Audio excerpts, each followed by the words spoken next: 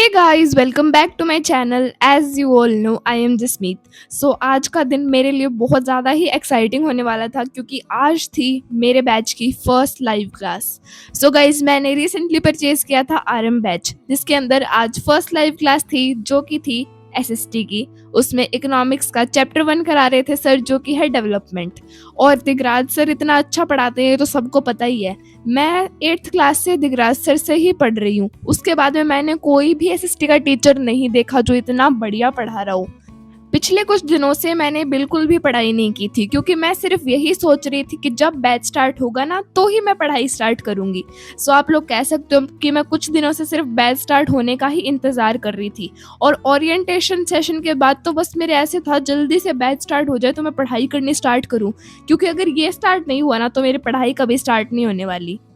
अब बात करते हैं मेरे क्लास के ओवरऑल एक्सपीरियंस की, जो कि बहुत बहुत ज़्यादा अच्छा रहा। मतलब फर्स्ट क्लास होके भी ना बिल्कुल ओवरवेलमिंग नहीं लगा। Everything felt quite clear and manageable. ऐसा फील हो रहा था कि हाँ, अगर ऐसे ही पढ़ाई हुई ना तो चीज़ें एक्चुअली समझ आ सकती है, सिर्फ रट्टा नहीं मारनी पड़ेगी। सर काफ़ी ज़्यादा स्मूथ और क्लियर वे में एक्सप्लेन कर रहे थे और मैं प्रॉपर फोकस के साथ इस बार सुन भी रही थी। मैंने ना स्टार्टिंग में ऐसे डिसाइड किया था कि सर जब पढ़ाएंगे ना तो मैं साइड बाय साइड नोट्स भी बना लूँगी, लेकिन मुझे फिर पता चला कि सर स्लाइड्स बना के ही नहीं लाए, सर इस बार एनसीईआरटी से ही पढ़ा रहे हैं, जो कि मेरे को बहुत ज़्यादा अच्छी चीज़ लगी। क्योंकि पहली बात तो मेरे को एनसीईआरटी समझ में ही नहीं आती। मेरे को लिटरली समझ में ही नहीं आता इसमें लिखा क्या हुआ है, किस लाइन का क्या मतलब है। और कुछ वर्ड्स तो ऐसे ऐसे होते हैं जिनका मुझे मतलब ही नहीं पता।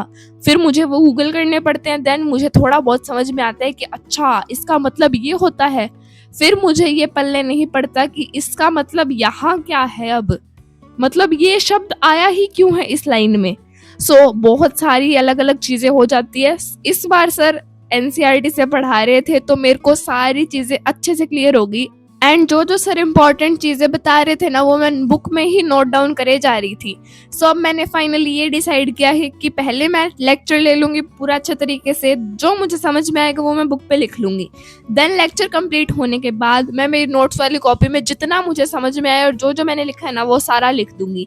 इससे बहुत ज़्यादा हेल्प होने वाली है। एक तो हमारा ये भी टाइम बच जाएगा कि हमें एनसीईआरटी रीडिंग नहीं करनी पड़ेगी वापस से, क्योंकि सर क्लास में वो तो करा ही रहे हैं, वरना आधा टाइम तो मेरा एनसीईआरटी रीडिंग भी चला जाता था। और सबसे बेस्ट पार्ट पता है मुझे क्या लगा? सर ना साथ में होमवर्क क्वेश्चंस भी दे रहे थे। मतलब प्रैक्टिस तो करनी ही पड़ेगी तुम्हें और कोई इलाज है ही नहीं। उसके बाद में सर डीपीपीज वगैरह भी सॉल्व करने के लिए देंगे, वर्कशीट्स भी देंगे एंड बहुत कुछ मिलने वाला है। बोर्ड की तैयारी तो एकदम मस्त होने वाली है। इसके अलावा तुम्हें और कुछ करने की ज़रूरत ही नहीं पड़ेगी। और साथ साथ में ना सर आंसर फ्रेमिंग भी बता रहे थे कि कैसे आंसर को फ्रेम करना है। फिर उसके बाद में सर ने बहुत सारे पीवाईक्यूज भी सॉल्व कराए थे। मतलब जहाँ तक सर ने पढ़ाया ना उधर तक तो मेरे को एकदम अच्छे से समझ में आ चुका है। यहाँ पे मेरी क्लास ख़त्म हो चुकी थी। देन उसके बाद में मैंने डिसाइड किया कि जितना पढ़ा है ना अभी मैं उसके नोट्स बनाऊंगी। मैंने वो तो रिकॉर्ड किया नहीं, लेकिन मैंने कुछ इतने नोट्स बनाए थे जो कि मुझे लग रहा है ठीक ठाक बनाए हैं मैंने। जो सर ने इम्पोर्टेंट बताया था वो मैंने सारा लिख दिया इन नोट्स में। और फिर ये नोट्स बनाने के बाद पता नहीं मेरे दिमाग में क्या आया, मैंने सोचा कि चलो कुछ फनी सा बनाते हैं। एंड मैंने देखो क्या बनाया। अगर किसी को चाहिए ना तो मैं उनको भी बना के भेज दूंगी। एक तो मैंने आईफोन 17 प्रो मैक्स बनाया और मैंने बनाया ये सैमसंग का Z फ्लिप। अगर किसी को चाहिए तो वो मुझे कमेंट्स में ज़रूर बता देना। मैंने ये मेरी बहन को दे दिया, मैंने कहा ले तेरे को बना के दी है मैंने। साथ में मैंने एक ये पिस्टल भी बनाई थी। पसंद आए तो मुझे कमेंट्स में बता देना कि मेरा आर्ट एंड क्राफ्ट कैसा लगा आपको। देन मैंने टाइम देखा, टाइम हो रहा था 9:19। मेरे को लगा बहुत ज़्यादा ही टाइम वेस्ट कर दिया, अब तो पढ़ाई करनी पड़ेगी। मैं वापस पढ़ने बैठ गई और इस बार मैं लेके बैठी थी मैथ्स। और मैथ्स में मैं रियल नंबर्स के कुछ क्वेश्चन सॉल्व करने वाली थी। मैंने सोचा कि जो 14 डेज 14 चैप्टर वाला चैलेंज था ना शोभित भैया का, उसमें उन्होंने बहुत सारे क्वेश्चंस करवाए हैं। मैं वही देख के क्वेश्चन सॉल्व कर लूँगी। जो मुझसे हुए वो मैं खुद कर लूँगी, वरना बाकी भैया से समझ लूँगी जो समझा रहे हैं।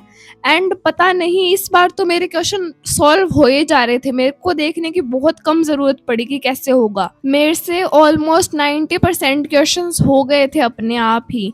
और मैंने मैथ्स करने का भी ना एक वजह से सोचा था, मैं ऐसे ही लेके नहीं बैठ गई थी। मैंने सोचा कि कल लाइव क्लास जो होगी वो मैथ्स की होगी, रियल नंबर्स वाले चैप्टर की। सो मैं इससे पहले ही एक लेक्चर देख लूँ ताकि मेरा और ज़्यादा क्लियर हो जाए पूरा चैप्टर, मेरे को वापस प्रैक्टिस करने की ज़रूरत ही ना पड़े। सो बस मैं यही मोटिव लेके बैठी थी एंड मैंने HCF LCM की वर्ड प्रॉब्लम्स तक सारे क्वेश्चन सॉल्व कर लिए थे। इरेशनलिटी वाले मैंने नहीं किए क्योंकि वो मैंने सोचा भैया जैसे जैसे बैच में करवाएंगे ना वो वैसे ही करूँगी, क्योंकि वो मुझे थोड़े से कॉम्प्लिकेटेड लगते ही हैं, ये मैंने पहले भी बताया था। सो बस मैंने वर्ड प्रॉब्लम्स वाले टॉपिक तक इन सब को सॉल्व कर लिया था। सो वीडियो के साथ साथ मैं तुम्हें एक मोटिवेशन भी दे देती हूँ पढ़ाई करने का, कि हर दिन इक्वल नहीं होता, कभी ज़्यादा होता है, कभी बस थोड़ा सा, पर जब तुम रुकते नहीं हो ना तो वही थोड़ा सा भी काफ़ी होता है। सो इसलिए कंसिस्टेंटली पढ़ाई करते ही रहना है। मेरे पिछले कुछ दिन बहुत ज़्यादा अनप्रोडक्टिव जा रहे हैं, लेकिन अब बैच स्टार्ट होने के बाद मैंने सोच लिया है कि मैं पूरे दिन को एकदम प्रोडक्टिव बनाने की कोशिश करूँगी जितना मुझसे हो सकेगा। सो बस मैंने यहाँ पे मेरा मैथ्स का लेक्चर कंप्लीट किया एंड देन उसके बाद मैंने लाइट के नोट्स बनाए थे थोड़े से, क्योंकि ये वाला चैप्टर हमारे स्कूल में अभी चल रहा है एंड मैंने इसका लेक्चर पहले ही देख लिया था, तो मैंने सोचा अभी नोट्स बना लेती हूँ। बस आगे का जितना लेक्चर बचा है वो मैं बाद में कभी देखूंगी। सो अभी मैं कर रही हूँ इंग्लिश के क्वेश्चन आंसर्स को एक बार रीड, क्योंकि नेक्स्ट डे टेस्ट है और ऑब्वियसली प्रिपरेशन लास्ट मोमेंट पे ही होती है, ये तो एक ट्रेडिशन है। कल सर ने बोला था बाद में टेस्ट लेंगे और वो बाद में अब आ गया है। सो मैं रिवाइज कर रही हूँ फुल फोकस के साथ। कभी कभी ना ऐसे लगता है कि मेरे को तो सब कुछ याद हो गया, अब तो मुझे कुछ पढ़ने की ज़रूरत ही नहीं है, लेकिन जैसे ही सर टेस्ट में क्वेश्चन देते हैं ना, माइंड से सब कुछ एकदम से कैसे उड़ जाता है पता ही नहीं चलता। और इंग्लिश में ना हमारे सर इतनी ज़्यादा स्ट्रिक्ट मार्किंग करते हैं ना, मतलब कोमा से लेके फुल स्टॉप तक कहीं पे भी तुम्हारे नंबर कट रहे हैं उसको सर छोड़ेंगे नहीं।